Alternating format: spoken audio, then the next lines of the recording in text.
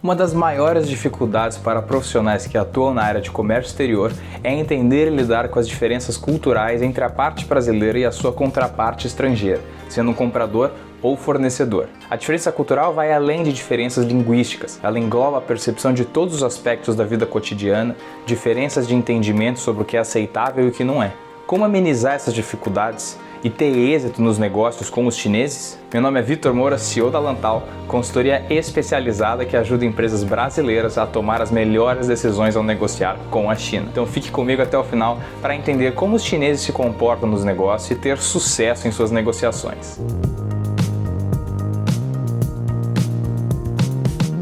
Mas antes, é importante lembrar que esse é um assunto subjetivo e reflete a experiência empírica aqui de nós da Lantal, nos 5 anos em que atuamos nas negociações entre empresas brasileiras e chinesas. O primeiro ponto é o pragmatismo dos chineses. O exemplo mais evidente dessa característica é a facilidade que muitas fábricas chinesas têm de fazer customizações e outras modificações nos produtos para atender demandas específicas dos clientes. Embora parte dessa disposição seja proveniente da elevada concorrência no complexo ambiente de negócio do país, existe uma característica cultural por trás que aqui estamos chamando de pragmatismo, ou seja, a capacidade de focar única e exclusivamente no problema em questão e fazer de tudo para resolvê-lo o mais rápido possível, tanto do ponto de vista de resolução de problemas, como no processo de tomada de decisão. O empresário chinês tem uma tendência de priorizar resultados concretos e que possam ser facilmente mensurados, geralmente demonstrando pouca dificuldade em fazer alterações no plano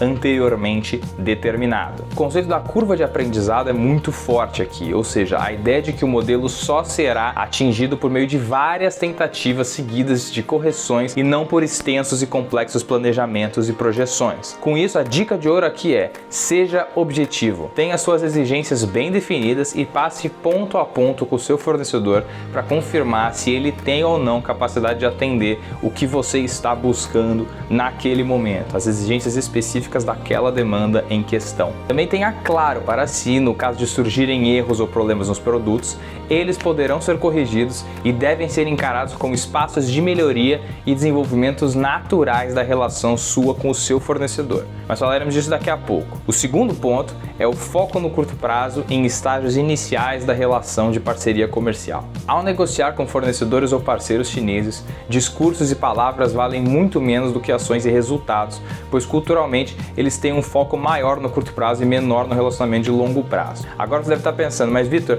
você não disse em conteúdos anteriores que os chineses prezam pelo contato humano com seus fornecedores e a construção da relação pessoal? Tudo que posso dizer é: calma.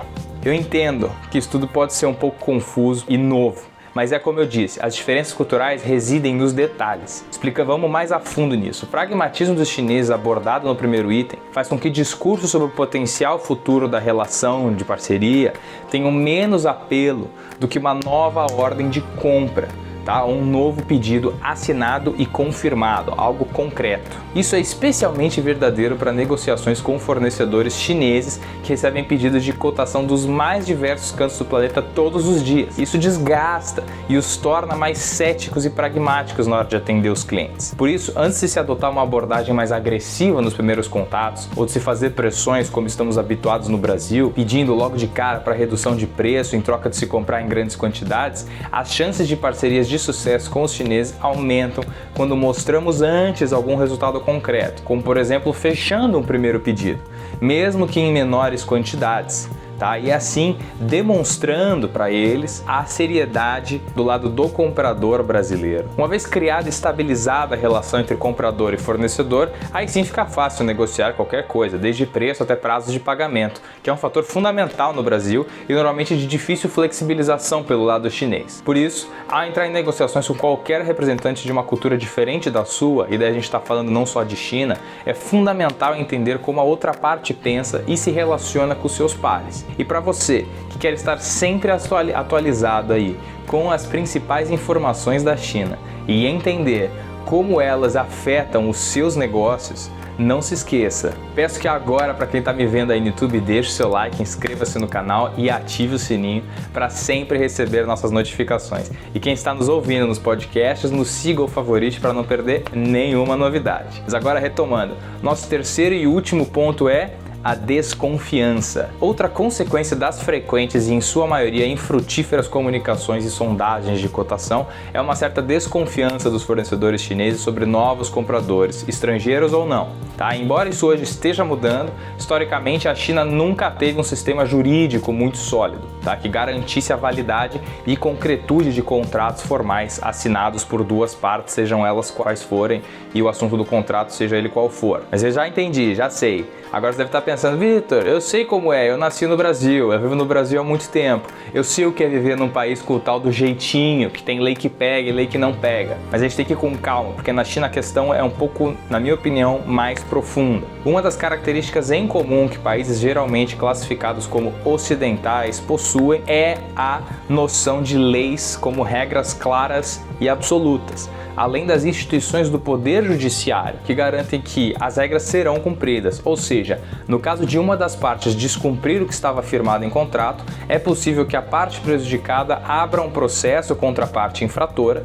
e, mediante a apresentação do contrato assinado e outras evidências, receba aí a compensação devida pela quebra do contrato do acordo, né? Portanto, um poder que emana de um contrato não vem só do documento em si, mas sim do sistema jurídico por trás que garantirá, né, o cumprimento daquele contrato. Agora vamos pensar do outro lado.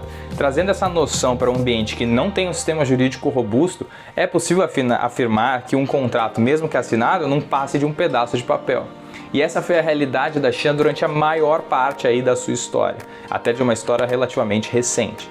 Então a forma que os chineses encontraram para contornar essa dificuldade da confiança foi a construção de confiança via relacionamentos pessoais, uma característica também presente no Brasil, mas por motivos diferentes. Então aqui a gente bate na tecla de que é importante que sejam feitas visitas à fábrica do fornecedor, que os compradores apareçam por lá em pessoa, que ambas as partes se conheçam e se conectem. Isso cria confiança, que por sua vez também traz boa vontade para a aceitação de exigências que seriam normalmente negadas no caso de um comprador aleatório por parte do fornecedor. E aí lembrando, por mais que os chineses prezem por conhecer pessoalmente seus stakeholders, eles geralmente separam muito o trato humano dos negócios e são mais diretos na comunicação voltada à resolução de problemas. E é aqui que, muitas vezes, surgem diferenças em relação aos brasileiros, que acabam evitando ser mais diretos em situações que possam gerar discordâncias, como o apontamento de possíveis melhorias no produto, enfim, ou outros detalhes. Para se ter uma comunicação adequada e com o mínimo de ruídos com fornecedores chineses, conte aqui com a gente da Lantal. Para entender mais a fundo como são tomadas as decisões na China e como elas interferem em suas importações e exportações, clique no vídeo que está aparecendo aqui e deixe aqui embaixo o que achou desse conteúdo. E se quiser aprofundar ou melhorar seus negócios com a China, entre em contato conosco para a gente entender o seu caso e te passar orientações